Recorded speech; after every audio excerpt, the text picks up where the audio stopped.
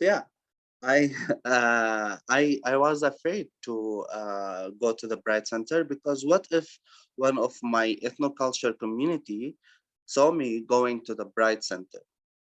However, one day I got the courage and I decided to go to the Bright Center. I arrived there. It was in the old location downstairs, and I entered that space. There was 3 to 4 people there. No one talked to me anything. No one said anything to me. And I felt weird. Like I felt like, oh, why they are not talking to me? And so I wandered in the space. I just checked the space and left. I was like, oh, it's not. Also, it's not a place to connect. I was studying English classes at the same time at EMCN. It's a newcomer organization where I work now. I saw rainbow flags at the door. I I was like, oh my God, those people are safe to connect to. Like I want to tell them, but I didn't know for whom I should talk, you know? So for my good luck, Sarah, she has an office beside my classroom and she has rainbow flag at her desk. So I was thinking, oh, probably Sarah is the good person to talk to. So I was going to Sarah, but there was stupid questions like, is it snowing outside? And really, it's snowing outside, but I just asked, what's the time now? I have a watch and I have a phone to know the time, but I asked Sarah because I just want to open conversation. So I asked Sarah, I was like, Sarah, I love this rainbow flag at your desk. It's a way of me coming out to her. And then she said, oh, I was thinking of removing this flag from my desk. So, and then I was like, no, no, I love it. And then I came out to Sarah and Sarah started to connect me to other community members within the LGBT community. And I met another LGBTQ Syrian person. And me and him, we become friends. And he also experienced what I experienced. You know, like no space for us as a newcomer community in the city. No specific space for us to meet, to be a family for each other and supporting each other. So he told me about idea. He said there is a group he was part of in Turkey. It's called Tea and Talk. This group, it's for LGBTQ Syrian. They meet weekly in a cafe shop in Turkey, and they support each other. They are family for each other. If someone needs help, they support him. And we were like, oh, why we shouldn't do that in Edmonton? So this is the idea how the LGBTQ Newcomer Group started, and we came to Sarah with this idea. So when Dario and Basel came to me with this idea, I was super excited. I had just been working at Edmonton Mennonite Centre for Newcomers for a short time, but when I started there, I had decided that I would be more open about who I am and about my identity. Before working at EMCN, I was working at another settlement organization, a very small one, and there was about 10 of us on staff. And 3 of us were part of the community, but we knew about each other, but we weren't open about it with the other staff. And we certainly didn't talk about it with any of the clients that we were serving.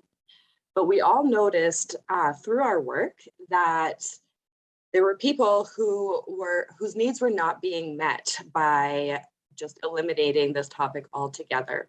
So for example, as a community connector, I would be translating in sessions where services were being provided. And I would notice that sometimes people seemed a little hesitant, or maybe they weren't sharing something, or they weren't giving the full picture. And I started to change my language a little bit. So if somebody said to a woman, do you have a husband? I might say, are you married? Or do you have a partner? Or is there someone special in your life?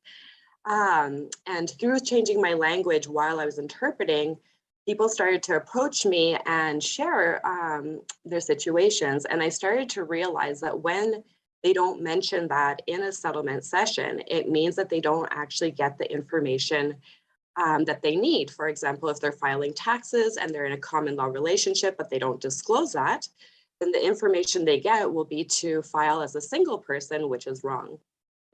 And also there was different kinds of specific needs to LGBTQ newcomers that were just going unacknowledged altogether.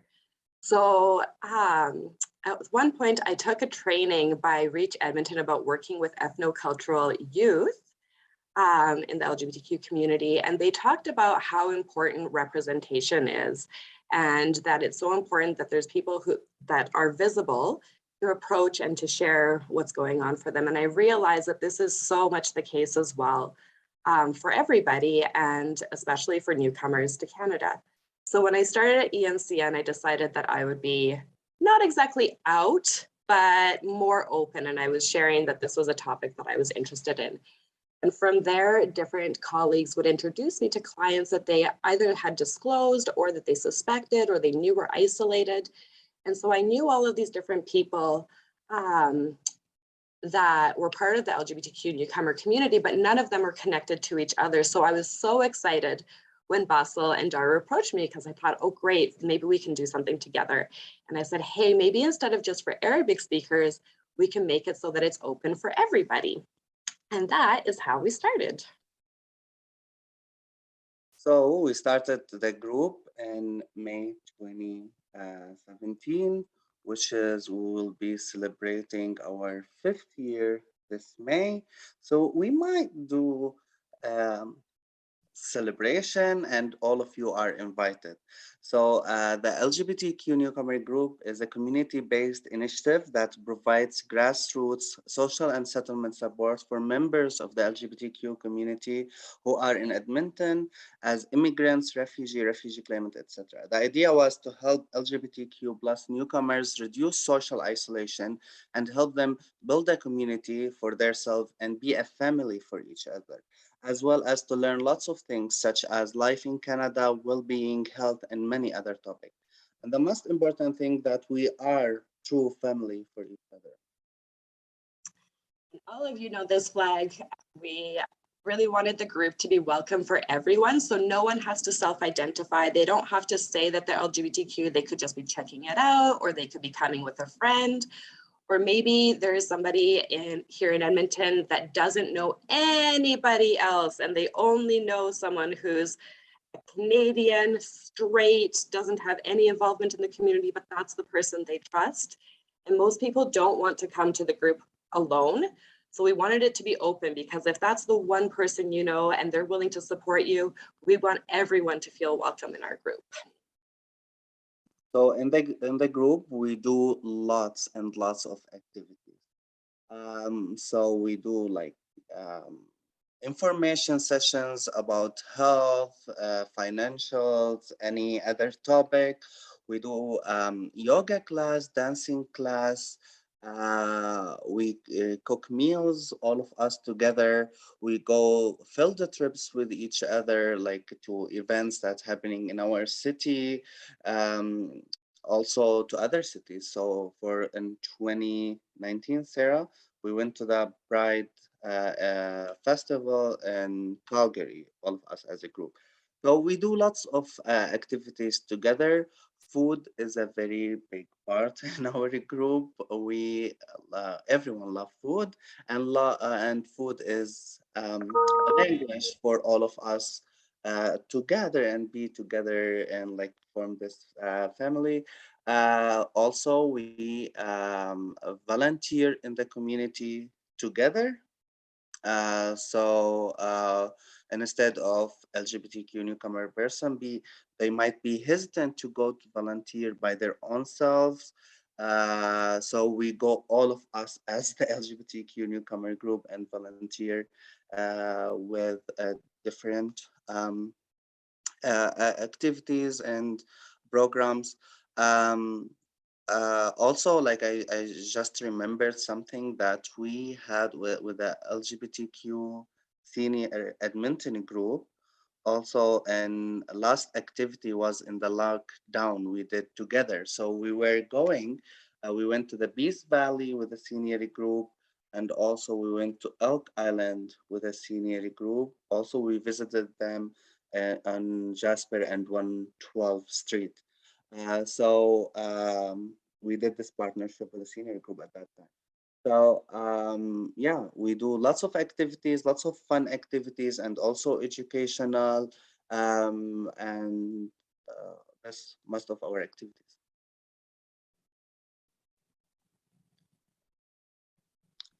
So this one, we did a photo project, Photovoice, with our group members. And this is one photo and quote shared by one of our group members. Amid this, the loneliness, crying, emptiness, hurting, and darkness in my first weeks in Edmonton, there was a little light, hope, and faith that eventually keep going. When I met some people, the setting of the sun reminds me of the promise of a new day.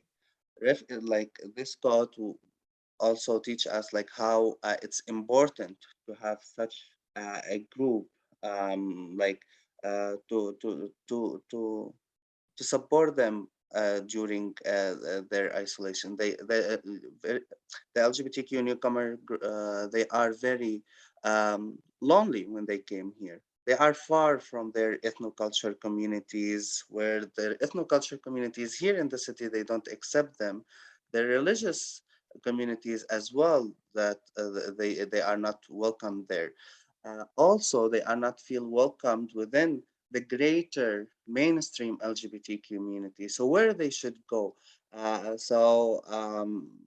Such as places such as the LGBT newcomer group is very important for them.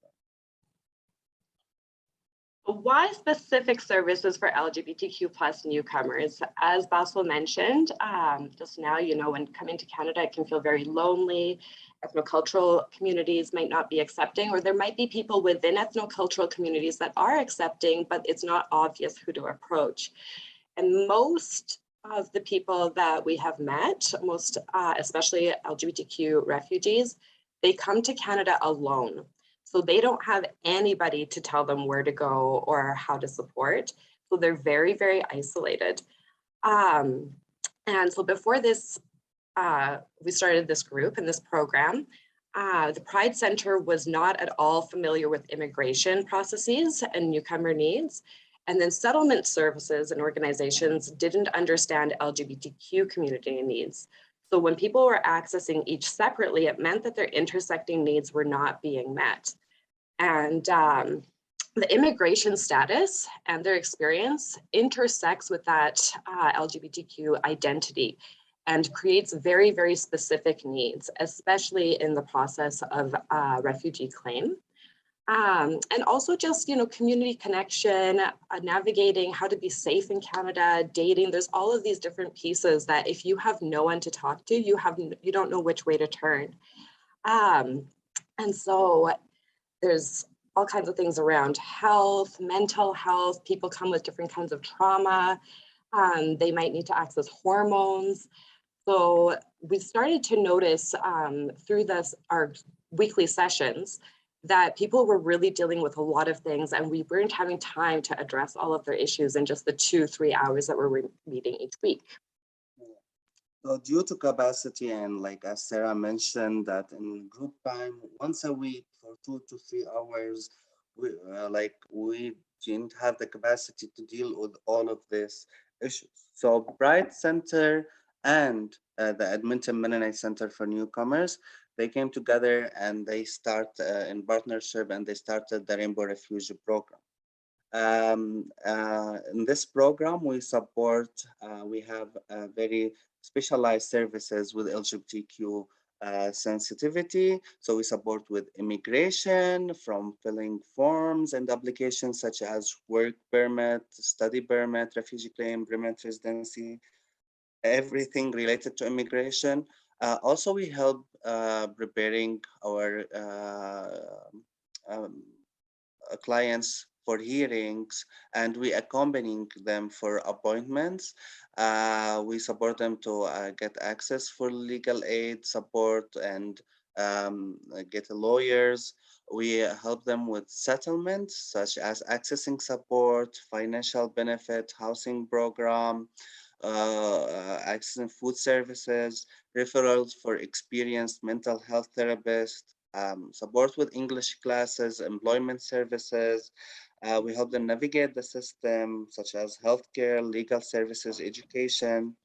We connect them to community resources, such as LGBTQ programs, and the main support with community connection is through the LGBTQ Newcomer Group. As I said, we provide them with volunteering opportunities and help them to build a network and also to have this chosen family. So we wanted to share this photo also from the Photovoice Project. And it says, the group has reminded me of the strong person I am. The energy of the group is my fuel because their unconditional love is building me, not tearing me down. They know togetherness will drive us to success. And I really love this slide because something that is really true is together we see the strength and all of the amazing stories and the creativity and the resiliency and the brightness of all of these people. And it's such a big change from when we were seeing them separately and there wasn't that connection and there's so many challenges. And now we see them supporting one another as well, which is really incredible. So capacity has been growing within the community. When we first started, we had only 6 group members, and now we have over 150 group members. And before this program, there was a very low acceptance rate before the Immigration and Refugee Board. I think Basel was about 50 to 60%. And with this support, it is now 97%. So one of the tricky things about refugee claimants is they don't actually fall under anybody's sort of financial responsibilities. So the federal government does not fund services, the provincial government does not fund services, and municipally they don't fund services. So really we have some pilot project funding for this program where we're always fighting to get more funding because it's always temporary. It's only a few more months, maybe one more year. So it's been really, really tricky, but we know that through this program, literally it's saving lives. And it's an essential service. So people see our group and they think, oh, it's so much fun. What a great time you guys are having. Yes, absolutely. That's so important. But really what this group is doing is trying to prevent that people have to go back to places where they're not. Yeah. And also I would like to mention like lots of, I'm such a proud mama of the group because I am the queen mother. so our group members and clients through the start of the group from 2017 till today, they are now thriving. Some of them playing leader roles in the community, and I'm so proud of that. And hopefully it will continue. The support will continue, absolutely, and we will see more and more success. So that's the end of our presentation. I'll stop sharing so that we can move to questions and discussion. So if you have any question for me and Sarah, now is the time. So does anyone have any questions? You can either put the yellow hand up on your screen, or we can take them through the chat room. So I see Michael has a question. Michael, would you like to go ahead? Sure. And this is kind of from one queen to another, Basel. Since I've seen you perform as well. So my question is that in the last little while, I think the major number of newcomers have been coming from Afghanistan. And I'm wondering whether you've had any persons, particularly young persons from Afghanistan that have come to the group, or you are going to, or whatever. So my question is really about the very current times. Yeah. So in Alberta, we are receiving refugees from Afghanistan. They are coming mostly to Calgary. We got our share here in Edmonton, but mostly Afghanistani refugees. They are coming as a family, you know. So it's hard for them to come out during the first year, as we know. So we are expecting to see some of them, like some people from those families, they are coming out maybe like next year or when they are a little bit established here. Also, this is a news, but uh, it's secret, but I will share it. So we will receive 500 LGBTQ refugees in the coming year in Edmonton and in Alberta in general, and hopefully we'll get our share here in Edmonton. So yeah, from Afghanistan. Oh, thank you. And keep up the good work, of course, both of you and Sarah. Thank you. Thank you. So welcome back, Larry. I'll turn this back over to you. Is your mic working, Larry? Well, I believe the mic is working now. Perfect. I don't see any questions. There's one in the chat, Larry. There's one in the chat room and it's from Joan. I'll just ask the question and then I'll mute myself. So Joan is wondering, where do you see funding being established? Wonderful question. We'll take it from anywhere, really, as long as and people don't tell us exactly what to do with it. I think that there's a lot of opportunity for private support and donations to fund the program. Sometimes we think about setting up some kind of almost like a sponsorship program, but we've had a lot of change in our funding processes at EMCN, so it's something that's in discussion. Also from community more community organizations. For example, we've had funding from the Stollery and the Edmonton Community Foundation.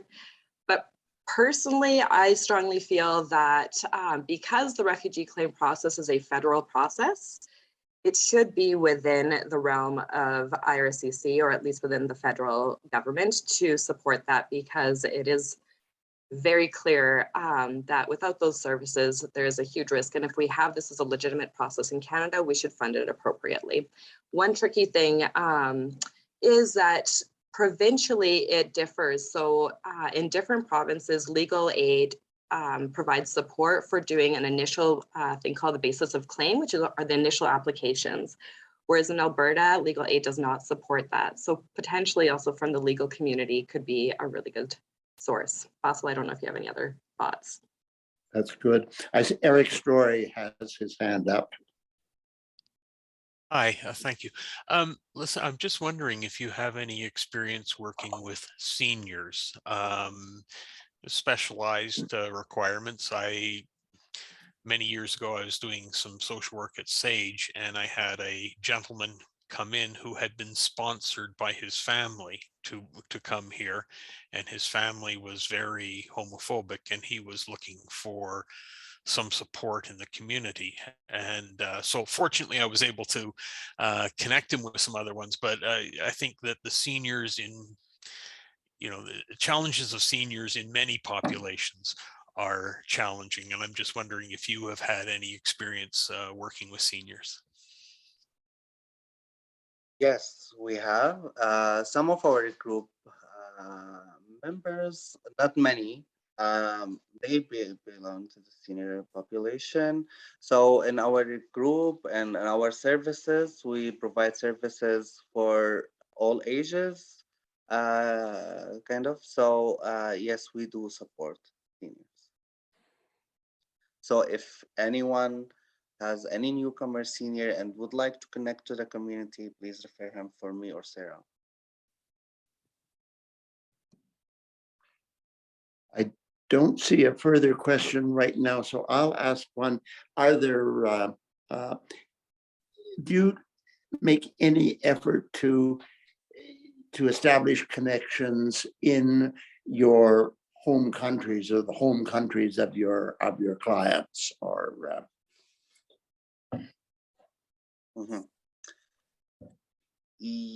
Well, we like our services is directed for Edmonton area. So we are supporting in this area. There is other organizations that they do such things. So such as the End of Rainbow, and also Rainbow Railroad. Those both organizations, they work with establishing safe spaces in the countries, in people countries, so or help refugees in their countries to navigate safety and like create this safety map for them to leave their countries. So there is organization working on that, but not us specifically. Yeah. Wonderful to hear. Jan, you have a question. Actually, I have two questions, if you don't mind. I noticed your last slide, you gave us your telephone numbers and your emails. And I wonder if you'd be so kind as to throw that in the chat so that we could write that down. And then my real question is Edmonton a leader around the world in the great work that you're doing? Like how do we compare? Are we just the best? Okay, I like to brag up. Anyway, so at the beginning, when this services start to come out, it was specifically in Vancouver, BC, Toronto, Ontario, and that's so they were playing the leader role in that, and they having the best. Now, and then after that came Edmonton. We started the Rainbow Refuge Program and the support services. Then Calgary after us, even though Calgary, they think that they started before us. So yeah, we are from, actually this service is very unique and specific for LGBTQ newcomers, and it's not everywhere around the country. So yeah, Toronto, Vancouver, Edmonton, Calgary. There is like now other provinces stepping up, such as Winnipeg. They will have their own programs. Also, like the eastern provinces as well. So yeah, yeah, we are one of the first people who started this service. And also just to follow up on that, Jen, because of Canada's role in accepting LGBTQ refugees and in the world, just globally, it's very unique. So there's not very many places that have the same process, and especially around private sponsorship, that very few countries in the world do a private sponsorship program. So it's really, really unique to be able to specifically say, I want to sponsor an LGBTQ refugee as a community group and take that action. And then also providing the support for refugee claimants is also very unique because most countries don't have that. So that's a way that you can support just here now without actually getting involved for a whole year or something. Yeah. And also, I would like to say, like the Rainbow Refuge I would like to say, Rainbow Refuge Program put Edmonton on the map of service. So in 2020, I think, I received a call from the visa office in Senegal asking to connect a refugee, LGBTQ refugee in Senegal that would like to come to Edmonton. So we are on the map. Lots of people are asking our support to come to Canada and would like our services to grow and be like get involved in sponsorship, build those sponsorship groups, and would like support. So anyone would like to help us, please connect with us. Joan, did you have another question? So my question is, when you're leaving a country, and you're going to claim refugee status, are you able to say that's why? Like, is that a reason, a valid reason, or is it not allowed to say I'm facing death because I'm, part of the queer community? Are you able to say that at the time, or do you have to kind of come up with another reason? Be a refugee, but I'm curious. I would like to talk about my experience. So, for example, when I flee Syria to Lebanon, and in Lebanon there I connected to the UNHCR. UNHCR kind of put refugees and like So if Canada came and say to UNHCR, we are sponsoring this 100 refugee from Syria, they give them their profiles. Anyway, but when I went there to UNHCR, I know, yes, refugees can open to those officers with UNHCR about their identity, and they can come out for them. Did I feel safe to mention that I am LGBTQ or I'm gay person? No, I didn't. I didn't feel safe because the officers that they are working there, they are like from the countries, like they are from Lebanon or Syria. So some of refugees, they don't feel comfortable actually sharing that with UNHCR. However, there is people, they have the courage and they open up, so this is space for them to talk to UNHCR officers about their identities and that they are part of the community. Thanks. Michael, you have a second question? Yes, Sarah, because you mentioned about sponsorship, I think I'm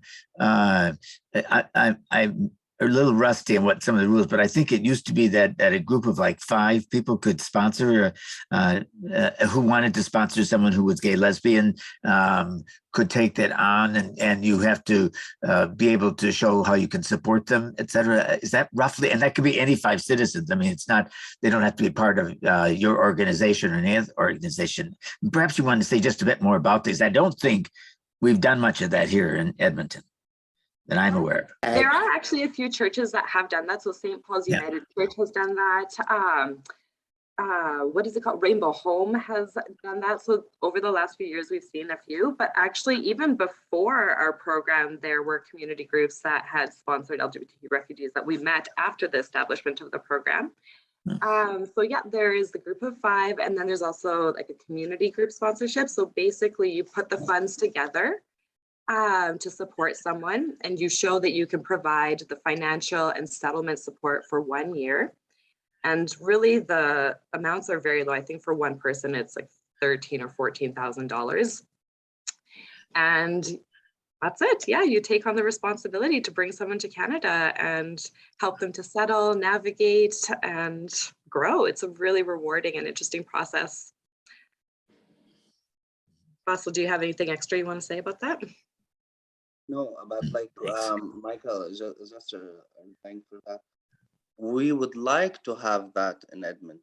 We want to have that in Edmonton and bigger scales, because like in Vancouver, for example, or Calgary, now they have programs specifically to help people sponsor, like a group, any 5 citizens that would like to sponsor LGBTQ person, they can go to that organization in Calgary and they help them with the application form and they help them with everything. So we'd like to establish that in Edmonton, but also just only 2 staff, me and Sarah, in this program, and it's due to capacity, it's hard for us. Hopefully in the near future, we will have the support, hopefully. We are working on it. Is it? I remember reading some years ago that there were groups in Toronto that there were, my reading at the time was essentially groups of 5 or 6 gay men who would do that and did a fair number of people that over a period of some years and a number of groups. Yeah. Okay, thank you. So yeah, and I can connect you with some of the groups that have done it if you're interested in hearing more about the process and their experience. Yeah, and yeah, if you want to step up and do the support, just connect with me, Sarah, and we'll connect you with other groups as well. Thank you. I don't see any other questions. If there is anyone who has a question, just raise your hand, perhaps. If not, I still don't see anyone. So just intervene if you've got a question. I'm not sure of my technology. I'm going to risk making a comment, and it's intended to be a hopeful comment. When I came out back in the mid 60s, even in Canada was a culture and had a series of laws that, while they're not as draconian as the worst of those 50% of the world that still has them, we were still in real danger. So the progress that can be made by people like the two of you and with allies is so important. And I think sometimes we get very focused on our own community and fail to recognize the horrendous problems that nearly half the world's LGBT, more than half the LGBTQ community reaches. Do you have any suggestions, either of you, as to how we move to dealing with the problem at source, basically, which is the cultures that need to change?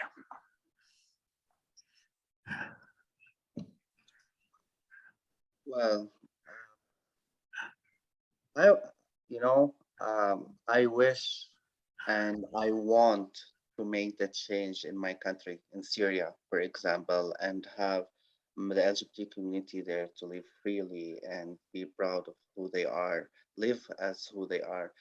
But there is lots of factors for this homophobia in the community, and many things to tackle in order for them to gain their freedom.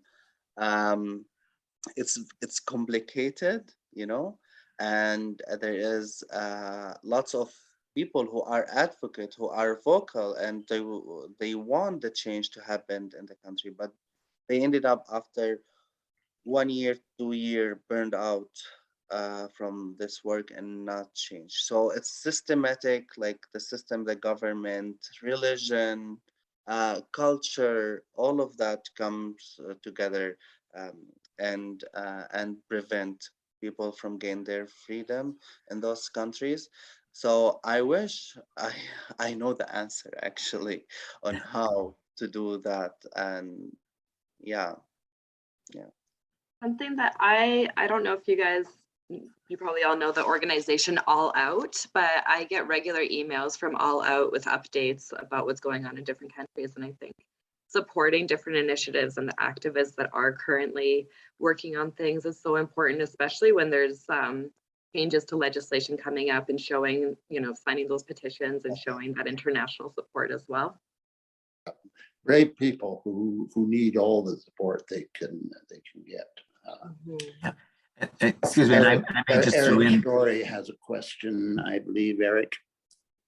Yeah, and I just maybe I missed it, but that you are probably doing this, but several years ago, again, I worked with Catholic Social Services on establishing a formal mentorship program for newcomers to Edmonton, where a specific person was, assigned and to help navigate bus routes. Here's the customs of going into a Safeway store to do your shopping. Here's this, here's that. Is that part of your program? And I apologize if I missed you saying that during your presentation. Thank you. Yeah, I think it's part of the settlement services, and yes, we do that, but not like mentor or mentor as you mentioned, but Sarah and I, we do that through our work, as individuals. So Immigration, Refugee, Citizenship Canada used to fund that program, and they stopped funding the host program.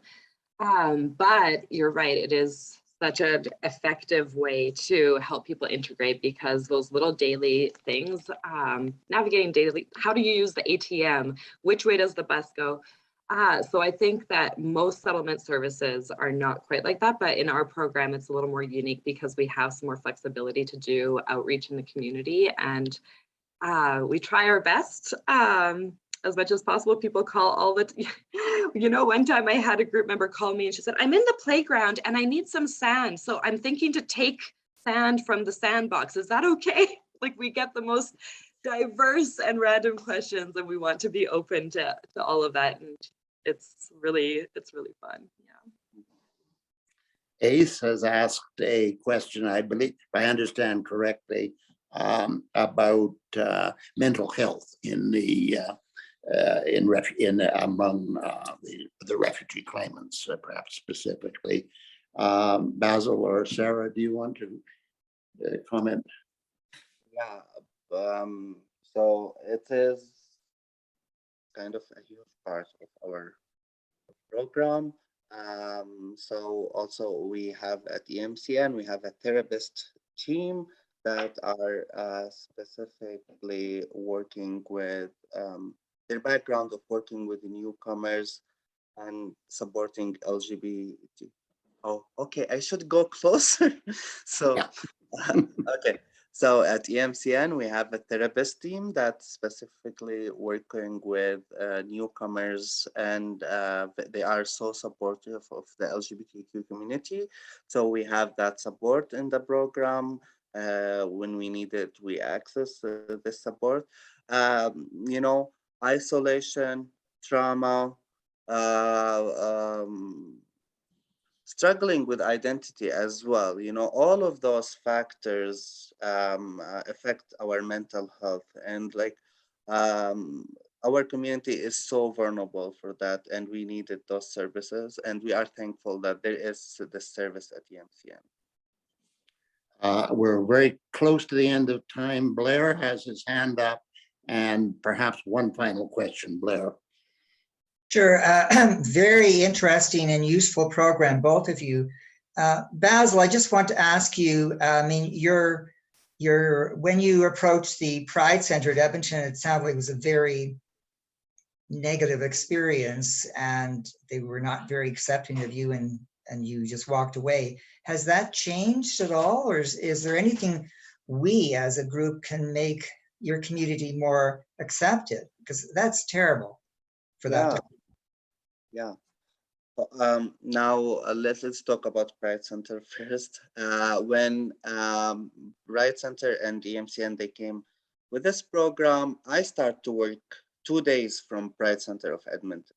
So I work there, support LGBTQ newcomers from Pride Center. I think there is shift through that last 2 years with Stefan, the previous executive director. There start to change and willingness to support LGBTQ newcomers group. I would say yes, there is shifting, and I think they are going towards more safer space for newcomers. How a group such like you can support the community. As I said before, we did lots of activities with the seniors. I told you we went to 2 field trips together. So hopefully when things come back to normal soon, we can do this partnership again, and we gather the newcomers and the seniors group all together and do activities with each other. I think that's so special. I was mentioning earlier that a lot of people come to Canada alone, and so they miss those intergenerational connections. They don't have family here. And so those relationships are so special and meaningful, and it's so fun to be able to share those stories. Like as you were sharing your past experience coming out in Canada and the changes, they don't have access to those stories, right? Or to those connections. So it would be so awesome to do that. Michael, I cut you off earlier. If you have a very brief comment for a minute or so, we're close to noon. I was just going to mention, and you had a slide that showed that the other group is the International Gay Lesbian Association, ILGA kind of thing. I'm actually a member of that, and they do some work around the world as well. And they try to, I should say. Yeah. Thanks. Well, I would like then to to thank you both very much for this, what really I found a very hopeful and really inspiring talk. And thank you as well for the work you do, the importance of which simply cannot be overstated.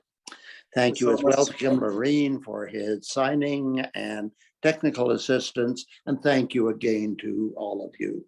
I hope that we will see you next week when our speaker will be Laurie Winder from the Ashburn, who will talk about affirming seniors housing.